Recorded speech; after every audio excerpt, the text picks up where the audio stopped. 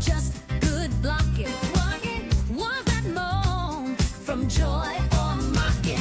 The towel stayed on, but the tension was thick. Was it sexy or just a camera trick? From kisses to caresses, we're breaking down the yeses. Faking it with Ariel and Morgan. Hi, I'm Ariel Cohen, Hey, I'm Morgan Smith. and we are the hosts of Faking It with Ariel and Morgan. We're two intimacy coordinators here to talk about the spicy scenes you see in film and TV.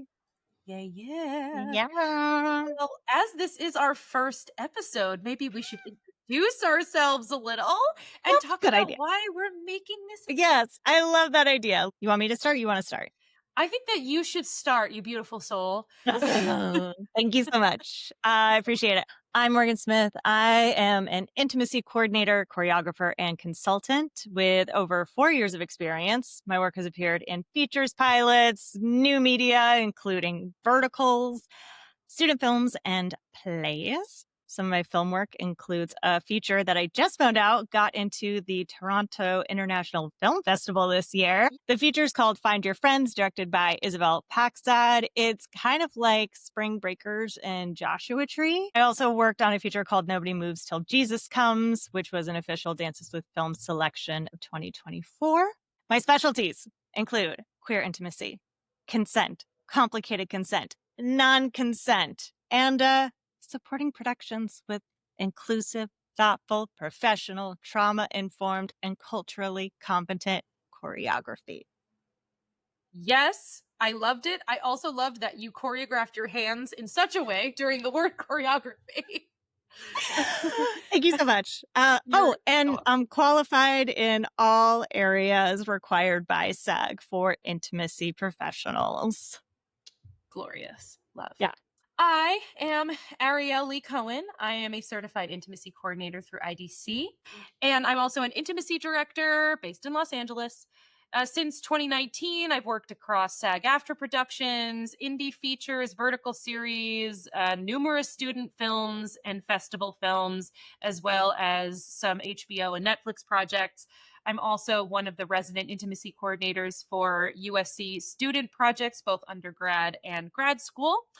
I also provided choreography and support for stage productions throughout LA. Before I was doing intimacy work, I spent 7 years in New York writing, directing, acting, producing plays, and then I was working on props for Broadway shows. I have just directed my film exhibition, which will be in film festivals at some point. My specialties include queer intimacy, period pieces, BDSM and kink, comedy, and non-consensual / complicated consent dynamics. I bring a storyteller, choreo-heavy mindset and a calm, collaborative present to every set. I'm also very vivacious, I would say so myself. I'm passionate about building trust, protecting creative freedom, and ensuring intimate scenes are handled with care, clarity, and intention. Gorgeous. Gorgeous, honey. Why did you make this podcast, Morgan?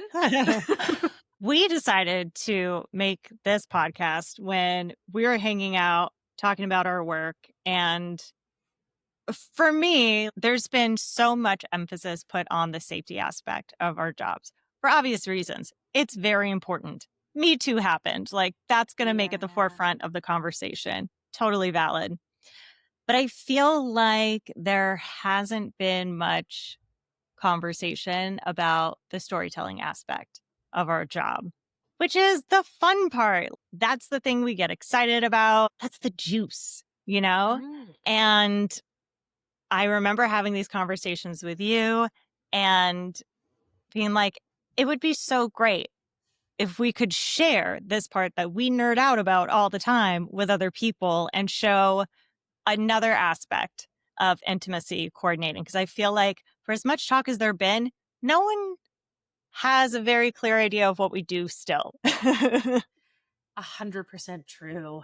I mean, we were talking about this earlier, but I find that when I walk into a room and folks don't know me or what I do, the second I say I'm an intimacy coordinator, everybody stops what they're doing. It's like the greatest icebreaker. They immediately want to ask me 1,000 questions, which I love talking about it, which is why a podcast is a good medium for this.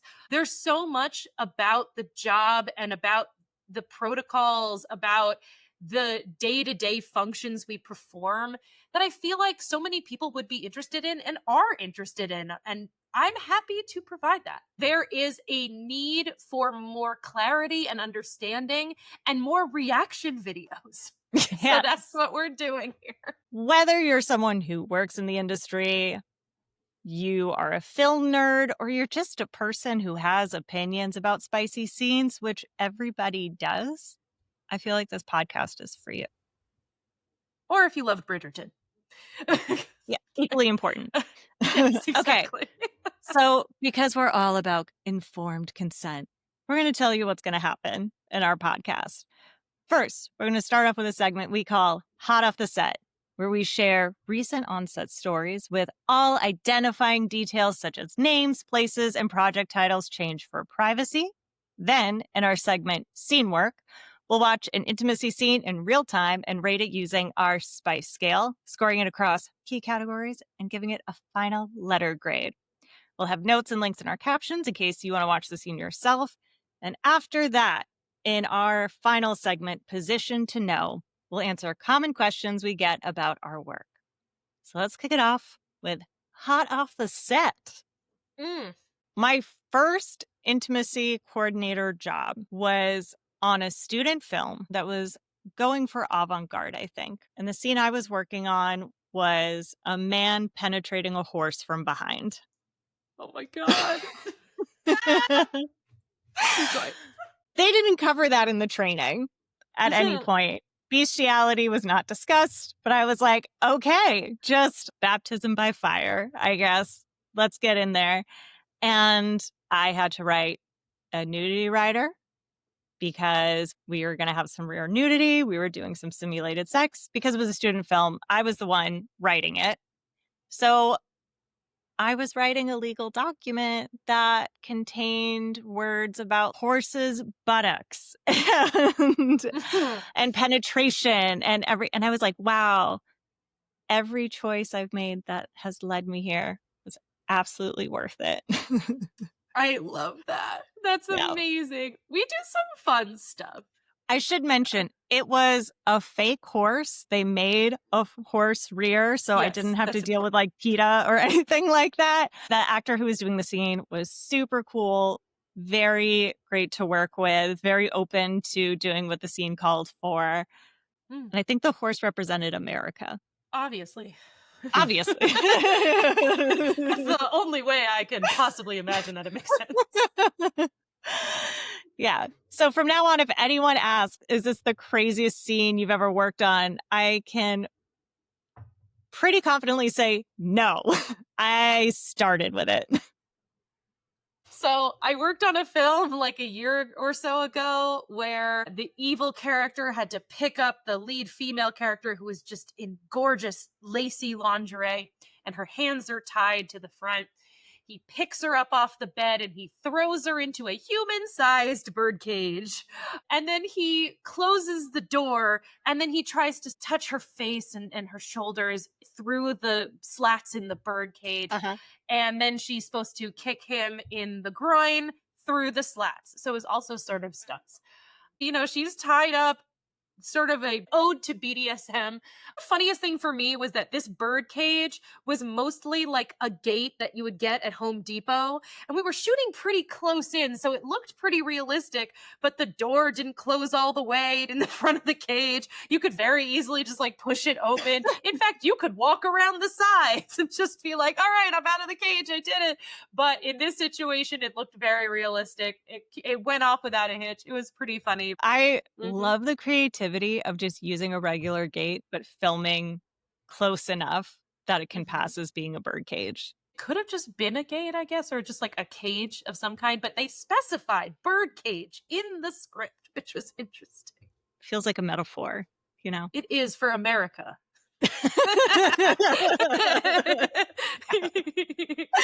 Oh my God. It's called a callback. You funny. Let's move into scene work. Baby, Yeah. what have you got for us today, Morgan?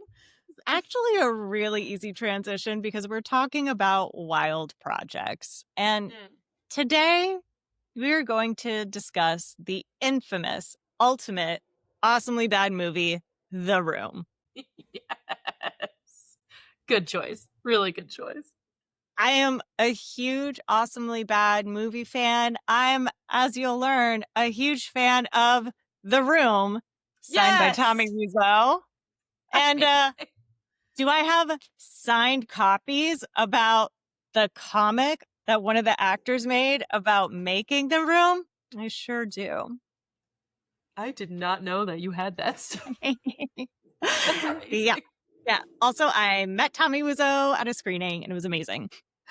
It was written, directed, and produced by and starring Tommy Wiseau as Johnny. Julia Danielle is also in the scene. She is playing Lisa. Some historical context because this is a historical film. It was released in 2003. What was meant to be, quote, the greatest drama ever written, unquote, became a cult phenomenon after a giant billboard in Los Angeles of Tommy's creepy headshot lured audiences into the one theater where it was playing. Soon, it became a Rocky Horror-like phenomenon. After suddenly becoming bored with her relationship with her perfect fiancé, Johnny, Lisa seduces his best friend. To justify the affair, Lisa plans to get Johnny drunk, which he never does because he's such a good guy. And she falsely will claim that he abused her while he was blacked out. After mixing what looks like vodka into glasses of what looks like bourbon, they get very drunk. Lisa seems to forget her plan for a moment, and they make love. Beautiful. Oh, so we see Nipple and Areola. We're kissing. This movie's so funny. And she's sort of gently touching his back. He's also shirtless. We're both topless. Rose petals all over the place. As you do. Kissing, as one does. She looks very confused about where to put her hand for a second. She looks like she's pushing him away, and his hand is like weirdly up. He's simulating penetrative sex from above, but he is like 5 inches too far down unless he has an enormous penis. The motion is weird and awkward. And then that's it. And it's done. I don't know why I had a memory of it being much longer and repeating elements over and over again, but it is as bad as I remember. There are a couple of sex scenes. This one, I feel like, highlights all the things we want to highlight. It's spectacularly terrible. So, thoughts? Poorly done. Very bad. I think I've seen this movie many times. I think it is one of the worst simulated sex scenes I have seen. Yes. And I'm not just saying that because there was no intimacy coordinator, because they did not exist at the time, and also he wouldn't have gotten one just knowing him. But I think it's awkward, it's lengthy, it's bright. Granted, we don't always have complete control over brightness or otherwise, or how it's shot and where camera moves, but I would recommend against all of this. It looks like he has a 2-foot-long penis that also curves to the left and right depending on the shot. The movement is less of like a swing of the hip and more of an in, out, which is not how bodies function together. She often doesn't know what to do with her hands. She goes to touch his chest, but then moves it to go under the blanket, but then she lifts it back up again because his arm is up behind his head inexplicably, which looks so uncomfortable and unrealistic.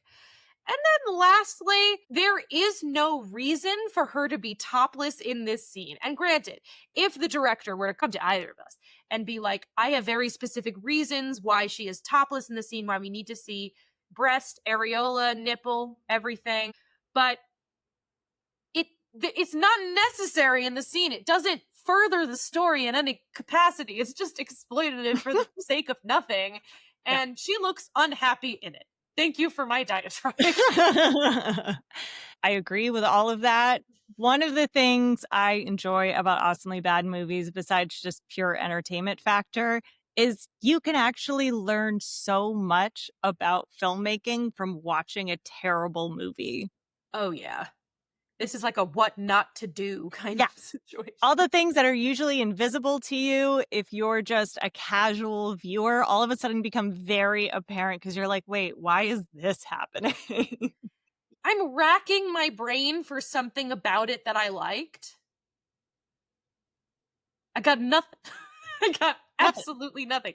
The only thing I can almost even think of is while the hip movement is incorrect, as far as authentic movement goes, the tensing of his buttocks Mhm. upon thrusting was pretty good.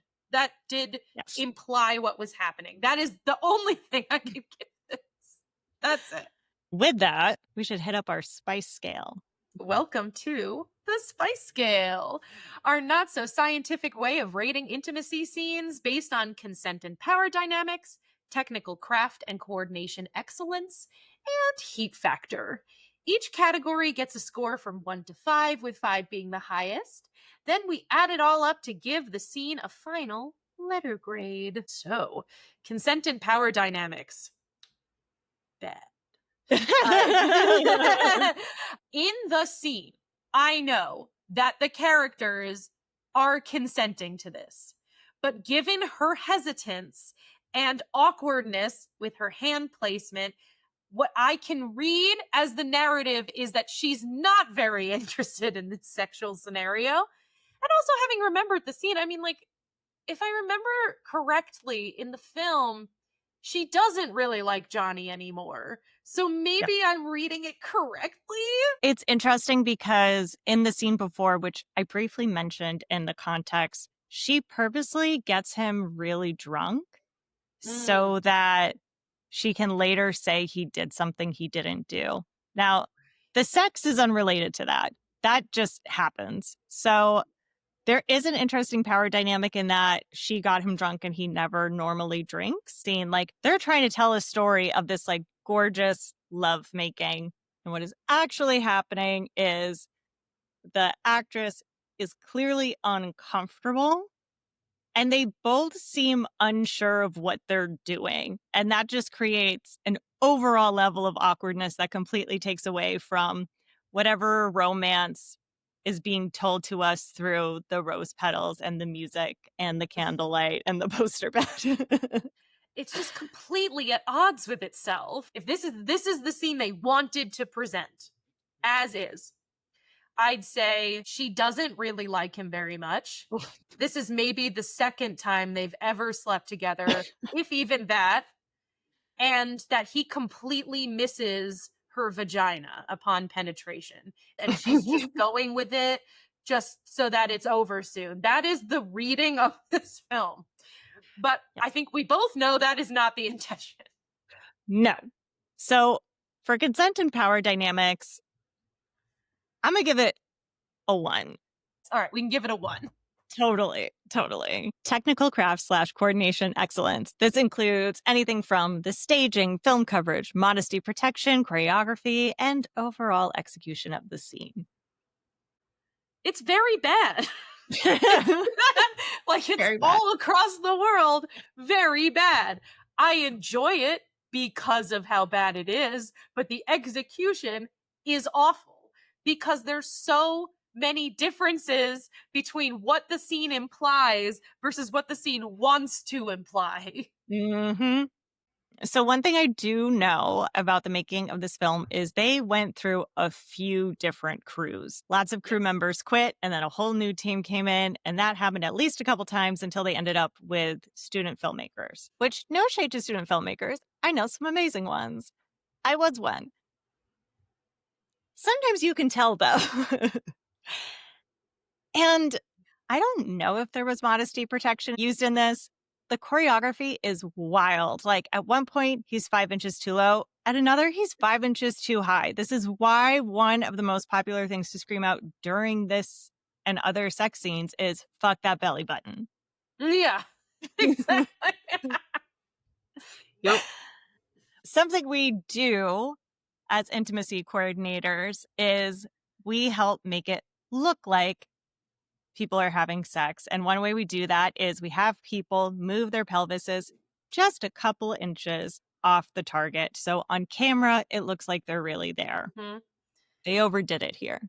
They overdid it. I would have moved him down or up several inches. I also would have made his hips more of a kettlebell swing movement than a straight in and out. Yeah. Because that is what the body does. I will agree as far as modesty protection. I do not know if they're wearing modesty garments. My assumption, my hopeful assumption is that they are, at least on the bottom half, obviously. At the very least, I will say not a bad job hiding with the sheet. The sheetography is not terrible to hide what needs to be hidden. We do not see the meeting of his butt cheeks. We only see just one butt cheek, which I'm sure was what he wanted because he had a lot of control in this film. I don't think it's a flattering view of either of them. I want to give this a 1.5 or 2 just because of the modesty garment scenario. But everything else I feel like is a 1. So I don't know. What do you think? Yeah, I agree. I think I'm more inclined to give it a 1 because I believe what they were going for was a gorgeous making love scene between two beautiful people where everything feels seamless and both people are looking their best and we're getting all these gorgeous flattering angles, and I can almost imagine just like the candlelight flickering against their skin. We didn't have any of that. We had some of the worst angles you could shoot someone, like something you wouldn't do to your worst enemy. So for that, I give it a 1. I accept your 1. Mine was a barely more than 1 anyway. Yeah. All right, so next we have heat factor, the level of erotic charge or sexual tension in the scene. 0. I bring to the table 0. I could not feel Ooh. less attracted to this scene. There is 0 erotic charge. There's no sexual tension. And sometimes that is the story of the scene. Sometimes. Sometimes we're watching a scene that is about bad sex, that is about people who don't have any chemistry, but that's not the story they want to tell here. And I feel like things that could have helped. We're in profile. We see a close up of their two faces, like nose to nose. They're looking at each other. We're with all of this love. We have soft kisses. Like we see attractive angles of their arms and hands caressing each other. Maybe some hands and hair. Maybe we brush Tommy Wiseau's hair. Like all of those things. Maybe. All those things could have helped.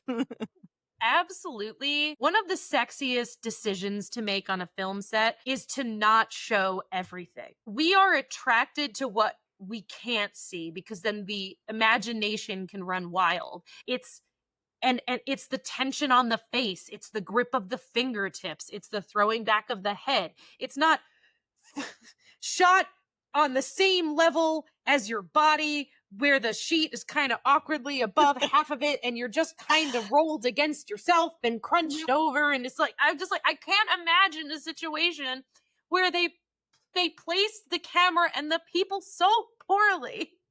Sorry, I got heated there on heat factor. I got heated. You were out of 10. I was out of 10. 10 out of 10. 10 out of 10.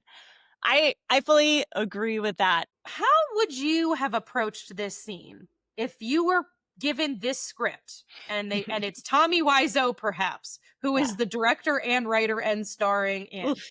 What I would have done is first get clarity on what Tommy is going for in this scene.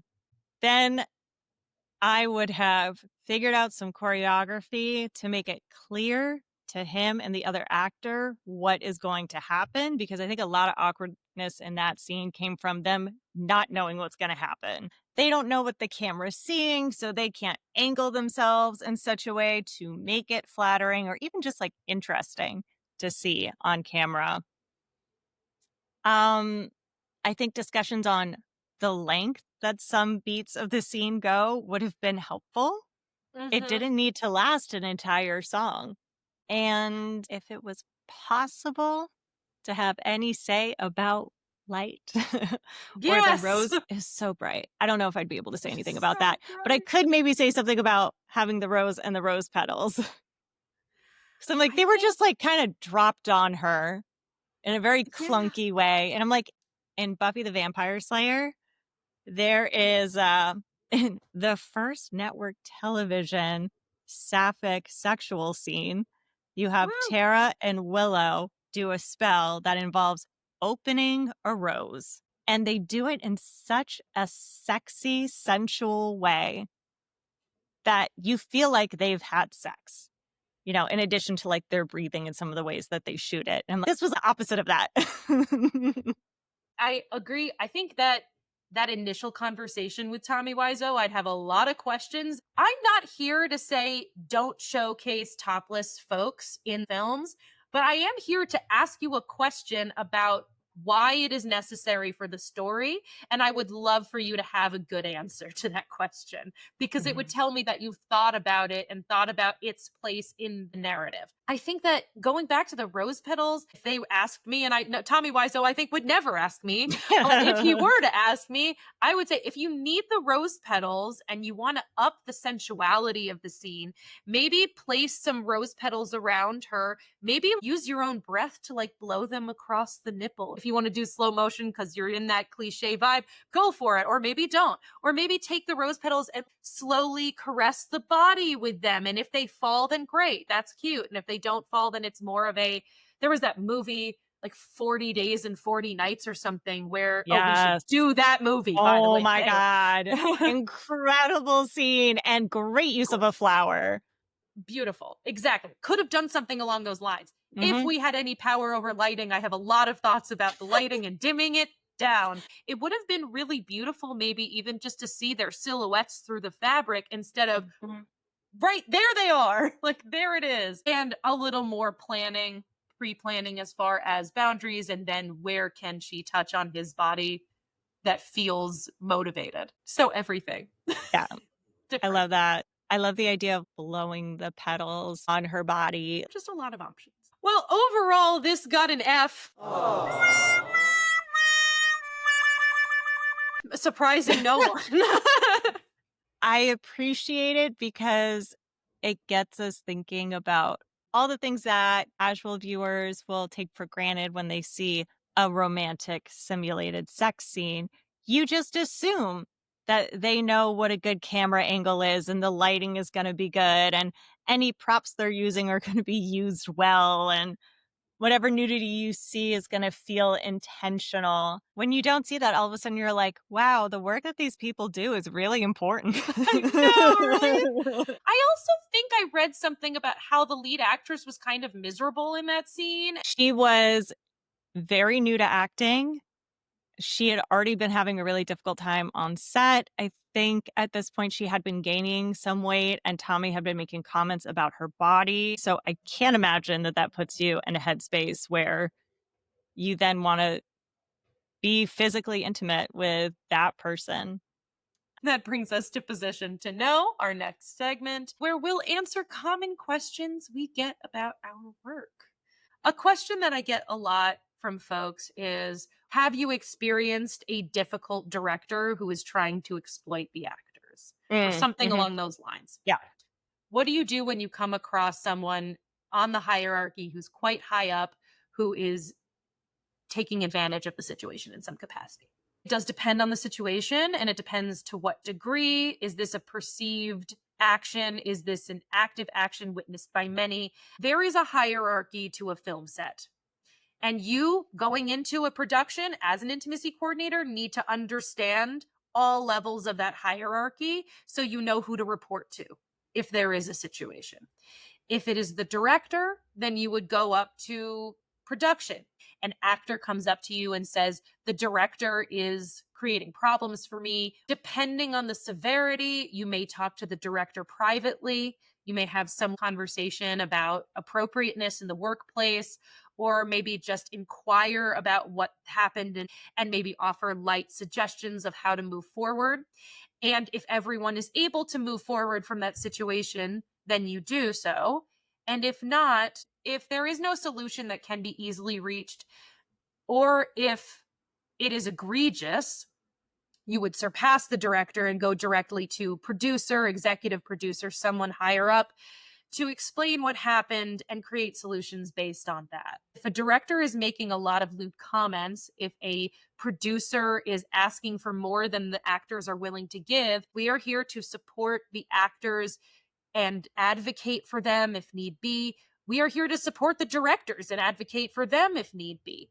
We are there as a barrier between power positions. The short There's so answer many answers. is it depends. The majority of people I've worked with, whether it's actors, directors, producers, someone else involved with the crew, they've all been very open to working with an intimacy coordinator, if not just straight up enthusiastic about it. And this will lead into my question I get asked a lot. Are you here to choreograph every little thing and kill all spontaneity that happens in the scene? Yeah. No. I mean, so sorry. You're right. No, never Damn mind. it. Ariel, you can't tell them. Damn it.